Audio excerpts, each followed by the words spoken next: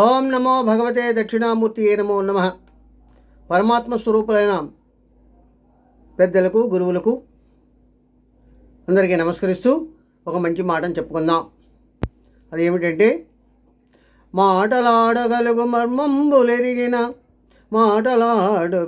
మర్మంబులెరిగిన పిన్న పెద్దతనములెల్లవలదు, పిన్న చేతి దివ్య పెద్దగా వెలుగదా అని తెలియచేస్తున్నాయి.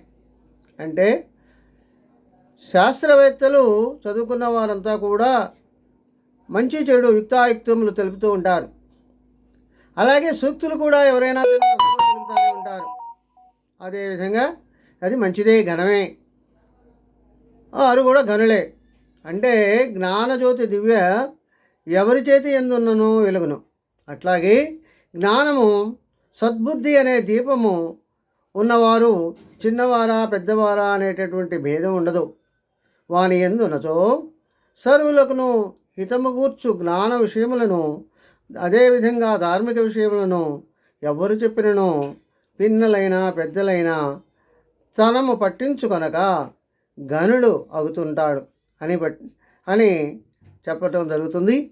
కనుక సద్బుద్ధితో ఆచరించేటటువంటి వస్తువ అంటే జ్ఞానము ఎవరి దగ్గర ఉంటే వారు దానిని ఆచరించవచ్చు అని తెలియజేస్తుంది. వారి ద్వారా ఎవరైనా చిన్నవారైనా పెద్దవారైనా తెలుసుకోవచ్చు అని తెలియజేస్తుంది.